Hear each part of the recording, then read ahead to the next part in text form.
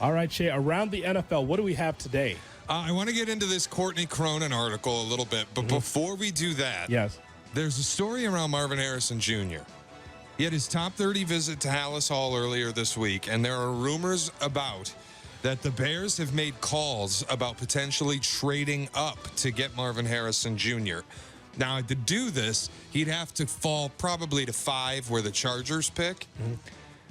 If quarterbacks go in the first 4 picks and the Bears try to make a deal at 5, the last time a team traded out of the 5th pick in the draft was 2012. Jacksonville moved up from 7. It cost them the 7th pick and a 4th-round pick to move up 2 spots. Bears might have to make it 9 and a 3rd or a next year's 2nd to meet the price. There's no way they are Shot or moving no from... shot. The Bears should trade up for Marvin Harrison if he falls to 5. That's a shot, but I guarantee you the price from going 9 to 5 will be a lot more than a 3rd-round pick. Well, Price 9. went up. Yesterday's price is not today's price. that is true. It's not even going to be close to that. Just offering you precedent. Jacksonville went from 7, traded 7 and a 4th to get to 5. But on the surface, it is absolutely a shot. We're not doing shot or no shot, but it's something that you would exercise, right? Oh, I would consider it. Yeah. Again, he's done all the homework. We don't. You know, sometimes you look and you go, boy, I love this player. And then you find out when you talk to an executive 3 years later, why did that guy not make? Oh, dude, we had so much stuff on him. There was no way we were ever taking. Got it. So, but if every box is checked, he's that dude going 9 to 5 to get him. Oh, I mean, what's it going to take? Tell me. Charlie? His pro comp is AJ Green. If I'm telling you that you get AJ Green for 10 years, however long he ended up playing, like, I think you give up many picks to go do that. Let's see. AJ Green stat. I mean, like, because the Falcons did this that same year. 7 Pro Bowls. What are you laughing at in there, Jackaloon? The way you just dictated your typing. He's out of his mind. He's out of his mind. He had A little delirious this morning. 727 catches for 10,514 yards and 70 touchdowns. 7 Pro Bowls. That'll work. Yeah, I'm in. Pretty good, kid. Pretty good, kid. Here we go. Attaboy, Chuckles. Can you imagine that? You had him, Keenan Allen, and DJ Moore, and Gerald Everett, Oh, my God. and Cole Kmet, and DeAndre Swift, and Rashad Johnson, and Khalil Herbert. Stop yourself. I don't need all that to win. I'm good where I am. Thank you. I still want more on the O-line. Well, there you go. See, that's why. Take care of the trenches first. I love the all-star team we just threw out there. Right. But make sure that the quarterback has protection. All right, Shea, what else do we have? All right, this Courtney Cronin article about the Bears and their inability to develop a quarterback. She talked about asking Ryan Poles, why haven't the Bears been able to draft and develop a franchise quarterback in the past 85 years? Ryan Poles said, quote, "It's a good question." So Courtney went through and talked to Pretty good point. 11 NFL coaches Yeah. and 2 general managers asking about what the keys are to developing a quarterback. I want to ask you about some of these. Brian Callahan, who's now the Tennessee Titans head coach, used to be the offensive coordinator for Joe Burrow back in 2020, said, quote, "I think the starting point is always going to be how do you help their decision making? How do you help develop in the timing in the passing game? And then how do you help them develop their accuracy? And that has to do with their feet and what the footwork looks like. Whether you can do it or not, the key is decision making, timing, accuracy. Agree or disagree?" Decision, timing, accuracy. Yep. That checks the boxes. Yeah. Yeah. Every bit of that. Do you feel like the Bears did that, any of it, for Justin Fields or Mitchell Trubisky? Help them with their decision. Timing and accuracy. Yes. They Yes. tried. Yes. Well, with Justin Fields, let's just use him as example. Decision making, timing, accuracy. What was Justin best at out of those 3 attributes? Decision, timing, accuracy. Accuracy, I would think. I would probably think accuracy. Accuracy.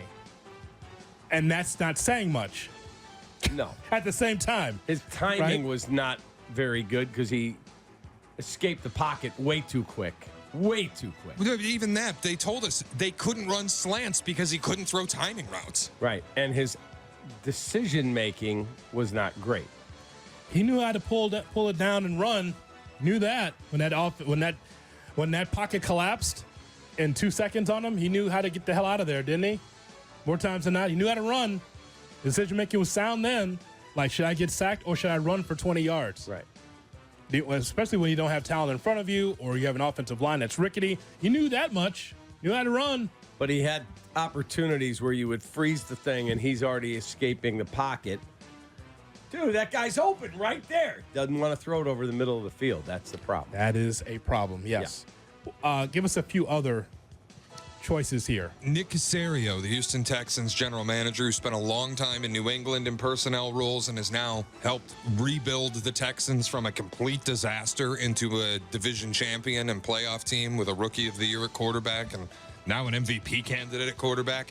He said the key is, quote, anytime you have continuity from one year to the next, it's important because at least it gives you a foundation in place. The team is going to be different. The opponents are going to be different.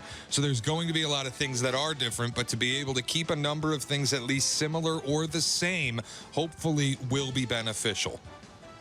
What's the reality for the Bears there? I think we kind of have a good feeling they weren't the most continuity-ridden team in the league. Yeah, but they had Jay for quite a while.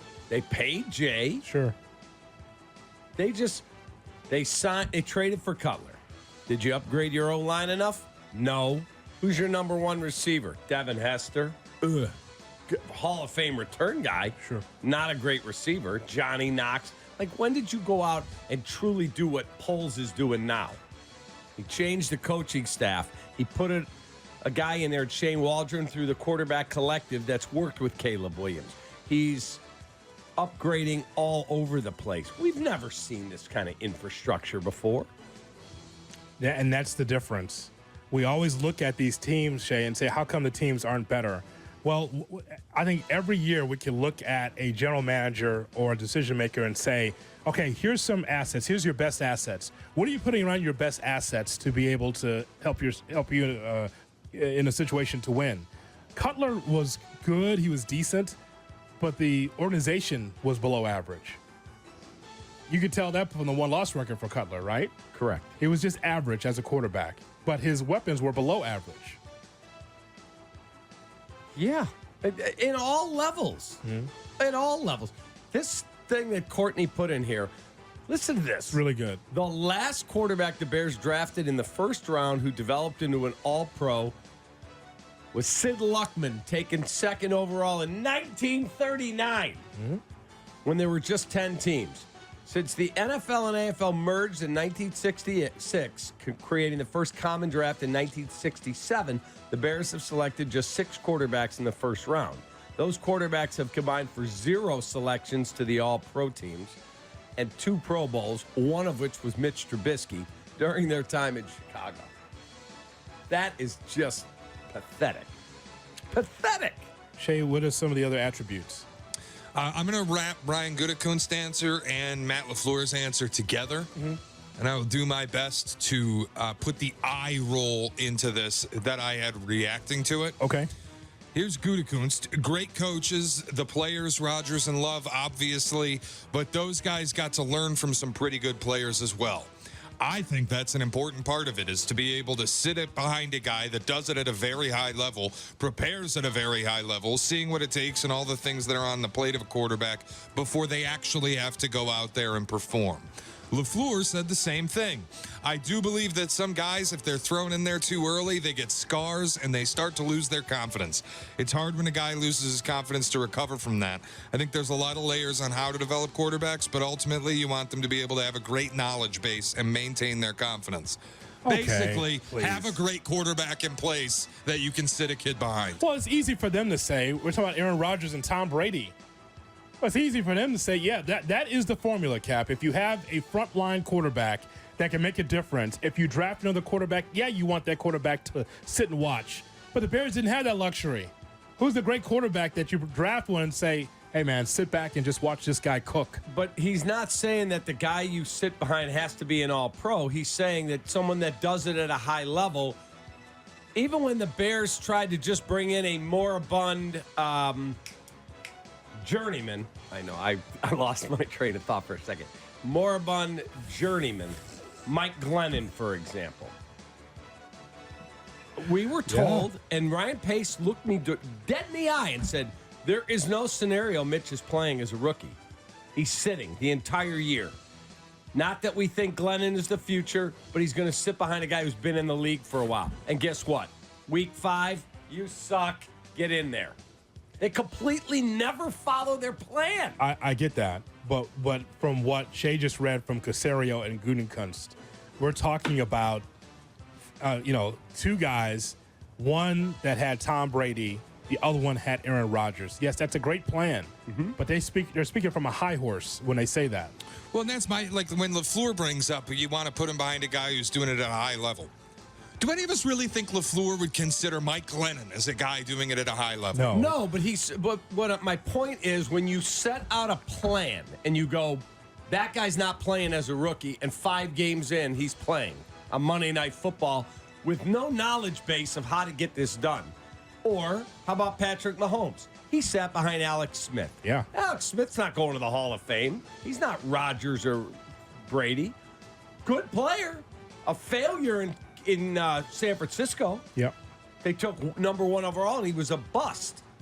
Goes to Kansas City, gets with Andy Reid, figures it out a little bit, and then he's gone. I guess the point, Cap, is that if you're one of the McCaskies and you see it's not going in the right direction, that's not for them to stick their beak into it, but you know that if Glennon stayed healthy for the 16 games, 17 games, how many games would the Bears have won? 3? Not many.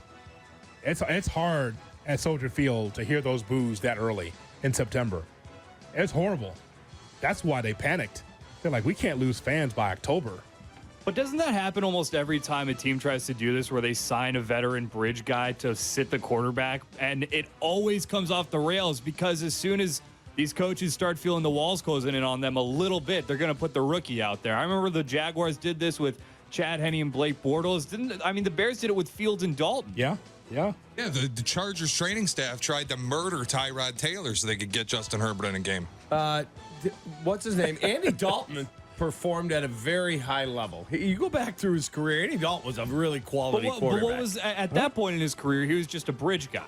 In Chicago, he was a bridge guy. Yeah, so anytime teams try to do the thing where, like, Alex Smith had been to the AFC Championship game. Anytime you bring in a journeyman quarterback, your rookie's starting by week 8. Usually, but if you set out a plan, like the 2017 Bears, they weren't going anywhere. I just think it's a half-ass plan, though, because that plan always falls apart. It's true. It's hard to argue. I mean, you really think about every team that does this. At a certain point, coaches are worried about their jobs. GMs get worried about their jobs. And it's not like, if the plan is, if you're confident that your owner's going to go, we knew we were going to be bad and we're okay with it.